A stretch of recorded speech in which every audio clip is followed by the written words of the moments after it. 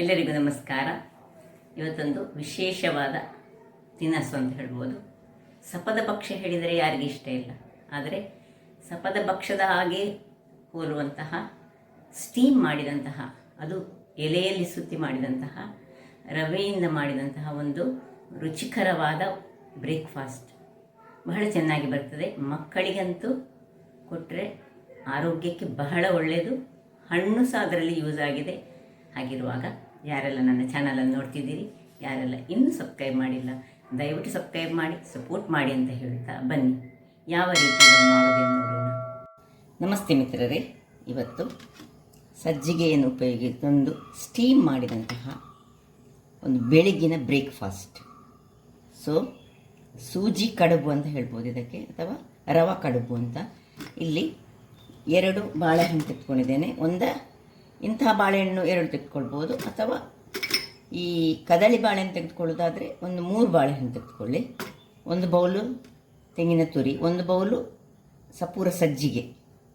ಇನ್ನು ಇಲ್ಲಿ ತುಪ್ಪ ಬೇಕು. 1 ಬೌಲಿಗೆ ಅರ್ಧ ಬೌಲ್ನಷ್ಟು ನಮಗೆ ತುಪ್ಪ ಬೇಕಾಗ್ತದೆ. ಮೊದಲಿಗೆ ನಾವೀಗ ಇಲ್ಲಿ ಒಂದು ಗ್ಯಾಸನ್ನು ಉರಿಸ್ಕೊಳ್ಳೋಣ. ಗ್ಯಾಸನ್ನು ಉರಿಸ್ಕೊಂಡು ಬಾಣಲೆಯನ್ನು ಇಟ್ಟುಕೊಂಡು ಈ ಸಪೂರ ಬಾಂಬೆ ರವೆ ಸಾಕ್ತದೆ, ಚಿರೋಟಿ ರವೆ ಸಾಕ್ತದೆ, ಯಾವ ಸಾಕ್ತದೆ, ಇದನ್ನು 1 ಬೌಲಿಗೆ ನಮಗೆ ಅರ್ಧದಷ್ಟು ತುಪ್ಪ ಬೇಕಾಗ್ತದೆ. ಅದರಿಂದಾಗಿ ಈಗ ಇದನ್ನು ಚೆನ್ನಾಗಿ ಹುರಿದುಕೊಳ್ಳೋಣ. ವೀಕ್ಷಕರೇ, ಇಷ್ಟ ಆಗುವಾಗ ಇದಕ್ಕೆ 1 ಚಿಟಿಕೆಯಷ್ಟು ಉಪ್ಪನ್ನು ಹಾಕ್ಕೊಳ್ತಿದ್ದೇನೆ. ನೋಡಿ, ಉಪ್ಪು ಹಾಕ್ಕೊಂಡು ಈ ತುಪ್ಪ ಇದನ್ನು ಇದರಲ್ಲಿ ಹಾಕ್ಕೊಳ್ಳೋಣ. ಸ್ವಲ್ಪ ಫ್ರೈ ಆದ ಮೇಲೆ ತುಪ್ಪ ಹಾಕ್ಕೊಳ್ಬೇಕು.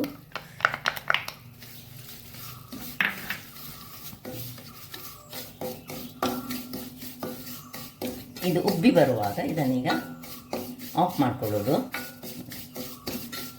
ಈ ತುಪ್ಪದಲ್ಲೇ ಮಾಡಿದಂಥದ್ದು ಇದು ಬಹಳ ಚೆನ್ನಾಗಿ ಬರ್ತದೆ ಮತ್ತು ಆರೋಗ್ಯಕ್ಕೆ ಸಹ ಬಹಳ ಉತ್ತಮ. ಮಕ್ಕಳು ಇದನ್ನು ಕೊಟ್ಟು ತುಂಬ ಚೆನ್ನಾಗಿ ತಿಂತಾರೆ. ಇದು ಸಾಕು, ಆಫ್ ಮಾಡ್ಕೊಳ್ತಿದ್ದೇನೆ. ಇದೀಗ ಇಲ್ಲಿ ತಣ್ಣಗಾಗ್ತಿರುವಾಗ ಇಲ್ಲಿ ನಾವು ಬಾಳೆಹಣ್ಣನ್ನು ಸಿಪ್ಪೆ ತೆಗೆದು ನಾನು ಮಿಕ್ಸ್ ಮಾಡ್ತಿದ್ದೇನೆ. 1 ಕದಳಿ ಬಾಳೆಹಣ್ಣು, ಮತ್ತೊಂದು ಇದನ್ನು ಚೆನ್ನಾಗಿ ಕಿವುಚಿಕೊಳ್ಳೋಣ.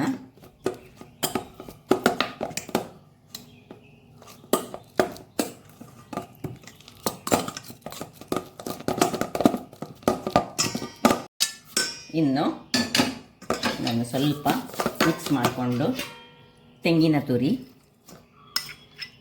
1 ಬೌಲಿಗೆ 1 ಬೌಲ್ ತೆಂಗಿನ ತುರಿ ಹಾಕಿದರೆ ಒಳ್ಳೆಯದಾಗ್ತದೆ.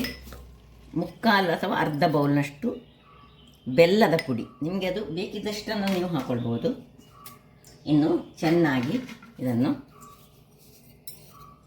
ಹಿಚ್ಕಿಕೊಳ್ಳೋಣ. ನೋಡಿ, ನೀರು ಹಾಕಲಿಕ್ಕಿಲ್ಲ ವೀಕ್ಷಕರೇ. ನೋಡಿ, ಈ ಹೂರಣ ಹಿಟ್ಟು ರೆಡಿ ಆಯಿತು. ಹೂರಣ ಅಲ್ಲ, ಹಿಟ್ಟು ರೆಡಿ ಆಯಿತು. ಇಲ್ಲಿ ಈಗ ಸ್ಟೀಮರನ್ನು ನಾನು ಇಟ್ಟುಕೊಂಡಿದ್ದೇನೆ. ನೋಡಿ, ಸ್ಟೀಮರ್ ಸಹ ಸ್ವಲ್ಪ ಬಿಸಿ ಆಯಿತು. ಇಲ್ಲಿ ನಮಗೀಗ ಎಲೆಗಳು ಬೇಕು. ಒಂದು ಸಣ್ಣ ಎಲೆಯಲ್ಲಿ ಸಹ ಇಟ್ಕೊಂಡು ಹೀಗೆ ಮಡಿಚಿಕೊಳ್ಬೋದು, ಅಥವಾ ದೊಡ್ಡ ಎಲೆಯಲ್ಲಿ ಸಹ ಮಾಡ್ಬೋದು. ಹೇಗೆ ಸಾಕು ನೋಡಿ, ಹೀಗೆ ಇಟ್ಟುಕೊಂಡು ಚೆನ್ನಾಗಿ ಸ್ವಲ್ಪ ತೆಳುವಲ್ಲಿ ಬರಬೇಕಿದು. ದೊಡ್ಡ ಎಲೆ ಆದರೆ ದೊಡ್ಡ ಎಲೆ, ಸಣ್ಣ ಎಲೆ ಆದರೆ ಸಣ್ಣ ಎಲೆ, ತುಂಬ ಟೇಸ್ಟಿಯಾಗಿ ಬರುವಂತಹದ್ದು. ನೋಡಿ, ಹೀಗೆ ನೋಡಿ, ಸಣ್ಣ ಎಲೆ ಆದರೆ ನಾನು ತೋರಿಸ್ತೇನೆ ನಿಮಗೆ. ಈ ರೀತಿಯಾಗಿ ನೋಡಿ, ಈ ಥರದ ಎಲೆ ಆದರೆ ಸಣ್ಣದಾಗಿಟ್ಟರೆ ಸಹ ಮಕ್ಕಳಿಗೆ ಇದು ಸಣ್ಣದು ಖುಷಿ ಆಗ್ತದೆ. ಸ್ವಲ್ಪ ಹಾಕಿದರೆ ಅದು ಟೇಸ್ಟ್ ಅಂತ ಅದ್ಭುತವಾಗಿರ್ತದೆ. ಯಾಕೆಂದರೆ ಇದರಲ್ಲಿ ಬಾಳೆಹಣ್ಣೆಲ್ಲ ಉಂಟಲ್ಲ, ಹಾಗಾಗಿ ನೋಡಿ ಸ್ವಲ್ಪ ಮಾತ್ರ ತೆಳುವಲ್ಲಿ ನಾವು ಇದನ್ನು ತಟ್ಟಬೇಕು. ಕೈಯಲ್ಲಿ ತಟ್ಟಿದರೆ ಸಹ ಆಗ್ತದೆ. ನೋಡಿ, ಹೀಗೆ ಕೈಯಲ್ಲಿ ತಟ್ಟಿಕೊಂಡು ಸಹ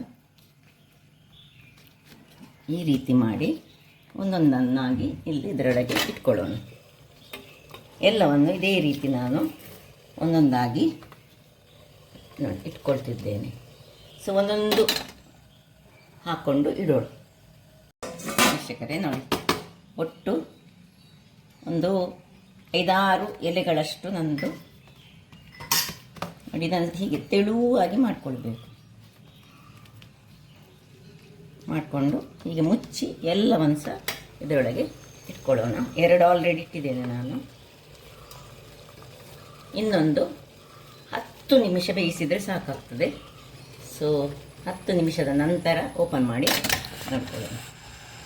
10 ನಿಮಿಷಗಳ ಬಳಿಕ ಈಗ ಆಫ್ ಮಾಡ್ಕೊಳ್ತಿದ್ದೇನೆ. ಇನ್ನು ಸ್ವಲ್ಪ ತಣ್ಣಗಾಗಬೇಕು ನೋಡಿ. ಇದನ್ನು ಕೆಳಗೆ ಇರಿಸ್ಕೊಳ್ತೀನಿ ನಾನು. ಒಳ್ಳೆ ಬೆಂದಿದೆ. ಈಗ ಒಂದೊಂದಾಗಿ ಇಲ್ಲಿ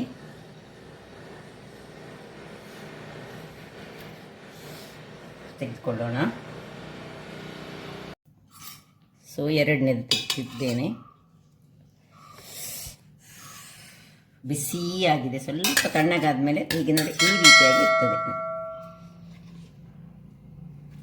ಸೊ ಒಂದೊಂದು ಪೀಸನ್ನು ಹೀಗೆ ತೆಗೆದು ತಿನ್ನೋದು. ಸೊ ಇದನ್ನು ಮೇಲಿಟ್ಕೊಂಡು ದೊಡ್ಡದರಲ್ಲಿ ಆದರೆ ಸ್ವಲ್ಪ ಈಸಿಯಾಗಿ ಆಗ್ತದೆ ನೋಡಿ. ಇದೇ ರೀತಿಯಲ್ಲಿ ಒಂದೊಂದು ಸ್ವಲ್ಪ ತಣ್ಣಗಾಗಲಿ, ಆಮೇಲೆ ತೆಗೆದು ತೋರಿಸ್ತೇನೆ ನೋಡಿ. ಒಳ್ಳೆ ತಣ್ಣಗಾಯಿತು. ತೆಗೆದುಕೊಳ್ಳೋಣ. ಸೊ ನೋಡಿ ಯಾವ ರೀತಿಯಾಗಿ ಬಂದಿದೆ ಹೇಳಿ. ಇದು ಸಹ ಹಾಗೆ ತಿನ್ನಲಿಕ್ಕಂತೂ ಬಹಳ ರುಚಿಕರವಾಗಿರ್ತದೆ. ಸ್ವಲ್ಪ ಏನು ನೀರನ್ನು ಯೂಸ್ ಮಾಡಲಿಲ್ಲ ನಾವು, ಬಾಳೆಹಣ್ಣಿನ ನೀರೇ ಅದನ್ನು ಎಳೆದುಕೊಂಡು ತುಪ್ಪ ನೋಡಿ. ಈ ತುಪ್ಪ ನಾವು ತುಪ್ಪ ತುಂಬ ಹಾಕ್ತೇವಲ್ಲ, ರುಚಿಕರ ಸಹ ಮತ್ತು ಆರೋಗ್ಯದಾಯಕ ಸಹ. ಹಾಗಾದರೆ ನನ್ನ ಈ ಕುಕಿಂಗ್ ಚಾನಲ್ ನಿಮಗೆ ಇಷ್ಟ ಆದರೆ ಬೋಳೂರು ಸುವರ್ಣ ಚಾನಲನ್ನು ಲೈಕ್ ಮಾಡಿ, ಶೇರ್ ಮಾಡಿ ಹಾಗೂ ಸಬ್ಸ್ಕ್ರೈಬ್ ಮಾಡಿ ಹಾಗೂ ನನ್ನ ಇನ್ಸ್ಟಾಗ್ರಾಮ್ ಪೇಜನ್ನು ಫಾಲೋ ಮಾಡಿ. ಧನ್ಯವಾದಗಳು.